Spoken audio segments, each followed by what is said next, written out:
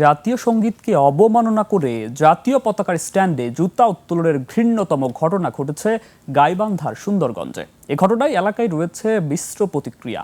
কেউ বলছেন খেলার ছলে এমন ঘটনা ঘটেছে, আবার অনেকে জুতা উত্তোলনকারী মারুফ হাসান মিরাজের দৃষ্টান্তমূলক শাস্তির দাবি জানিয়েছেন। এদিকে রোববার ওই যুবককে আদালতের মাধ্যমে জেল হাজতে পাঠানো হয়। গাইবান্ধা প্রতিনিধি আফরোজা লুনার তথ্য ছবিতে ডেস্ক রিপোর্ট। এভাবেই এক সাগর রক্তের বিনিময়ে অর্জিত লাল সবুজ পতাকার ও প্রাণের জাতীয় সঙ্গীতকে অবমাননার ঘটনা ঘটেছে গাইবান্ধার সুন্দরগঞ্জের সর্বানন্দ ইউনিয়ন পরিষদে। জাতীয় সঙ্গীতের সঙ্গে জাতীয় পতাকার স্ট্যান্ডে জুতা উত্তোলনের এ ঘটনা ঘটায় মারুফ হাসান মিরাজ ও তার কয়েকজন বন্ধু। ঘটনাটির ভিডিও ধারণ করে তা অনেকদিন গোপন রাখা হয়েছিল। গেল শুক্রবার ভিডিওটি ফেসবুকে ভাইরাল হলে প্রশাসন ও স্থানীয়দের নজরে আসে। শুরু হয় আলোচনা ও সমালোচনা। জাতীয় পতাকা ও সঙ্গীত অবমাননার অভিযোগে সুন্দরগঞ্জ থানা পুলিশ শনিবার রাতে মারুফকে গ্রেফতার করে। তবে খেলার ছলে এটি করেছেন বলে পুলিশের কাছে জানান তিনি। বলেন, কোনো রাজনৈতিক অসৎ উদ্দেশ্য ছিল না তার। মারুফ বামনডাঙ্গা আব্দুল হক কলেজের একাদশ শ্রেণীর ছাত্র।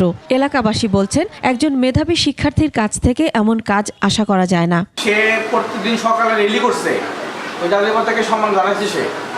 সে কেন এই কাজটা করতে পারে? ওই স্ট্যান্ডে জুতা উড়ানো হয়েছে এবং সেটা আমাদের মতে উচিত হয়নি বলে আমরা মনে করি। সে ভুল করছে। এটা আসলে বাংলাদেশের একটা মানচিত্র সেকে অবমাননা করছে। আমার ভাগিনা হয়, আমাদের ভাগিনা কিনলে বুঝতে পারে নাই, খেলার মাঠতে এলে না বোঝার কারণে এইরকম হয়ে গেছে। এই পর্যায়ে যাবে হে নিজেও জানা। এই ভিডিওটা এই 2 দিন হয় ছাড়ছে। যুদ্ধে প্রদর্শন করছে, ওটা ঠিক না, তবে ওটা দেশের বিরুদ্ধে কাজ। তবে ছেলেটা আসলে ভুল করে ফেলেছে। পতাকার মর্যাদা কতখানি ওটা বুঝতে পারে নাই। আবেগে এই ছেলেরা এই সমস্ত কাজ করছে। জুতা উত্তোলনের ঘটনায় সর্বানন্দ ইউনিয়ন পরিষদ চেয়ারম্যান জহুরুল ইসলাম ফেসবুক লাইভে এসে ঘটনার সত্যতা স্বীকার করে বলেন, গ্রেফতার মারুফ কোনো রাজনৈতিক দলের কেউ না। তবে যিনি ভিডিওটি ধারণ করেছেন তিনি নিষিদ্ধ ঘোষিত একটি রাজনৈতিক সংগঠনের সক্রিয় সদস্য। যে ছেলেটা পতাকা উঠেছে ও কোনো দলের সাথে জড়িত না, ও রাজনীতি করে না, এটা শিওর।